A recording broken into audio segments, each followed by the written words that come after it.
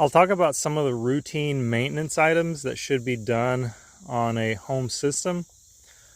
One of the most, one thing that should be done periodically as a homeowner, you should look at the coils.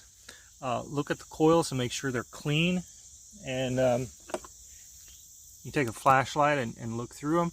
And if you see a lot of dirt, this one has a little bit of dirt. It's not too bad. If you see a lot of dirt buildup, if these fins are clogged, then you need to get a garden hose and go through here and clean those out.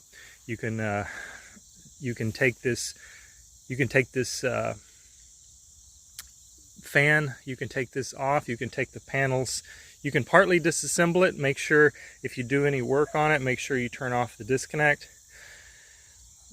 So you disconnecting power before you work on it.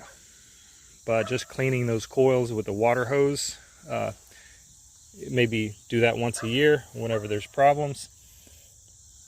Another very common problem with these, if the compressor ever doesn't work, I'll show you how to check the capacitor. First, I'll disconnect the disconnect.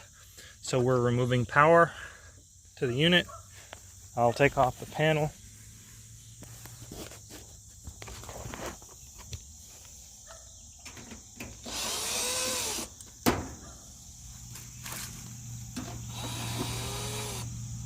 Here's the panel to access the circuit board and the capacitor. And right there is the motor run capacitor. And it also has, it's for the fan and for the motor. And it says 40 plus 5. And so right here on the top, you see a C. That's the common terminal, and over here it says fan, and on the other one should say compressor or something equivalent. And because I've got the power disconnected, I'm going to remove these wires from it. Yellow wire goes to the compressor, the brown wire is going to the fan, and I'm going to confirm that this capacitor is good. If it is, it should have 40 microfarads on the compressor, and 5 to the fan. So I'm going to get my tester here.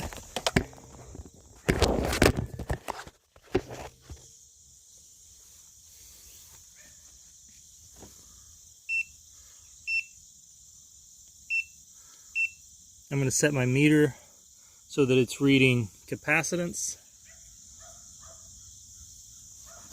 Testing across terminal C to the compressor terminal. 39.5, so almost, and it's rated for 40 microfarads. Let's see the UF, so that is good. That's 40 microfarads. And then from C to the fan terminal.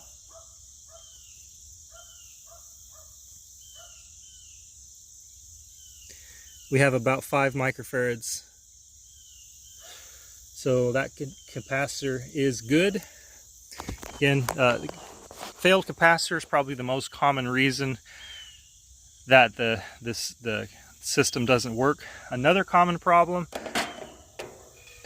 is you also want to take a look at this contactor right here. This is controlled by contactors controlled by the relay. Take a look at the contacts.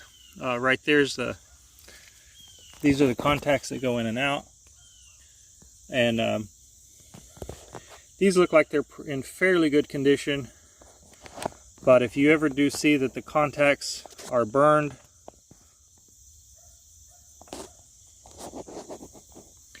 if you see that the contacts are burned, make sure you get that replaced, because failed contacts could actually damage the compressor if it's not making a good contact.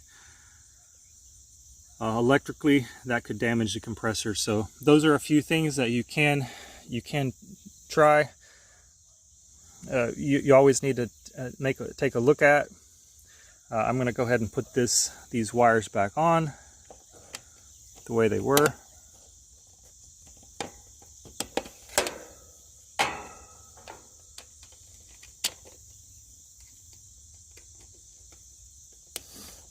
And then I'm going to put it back together.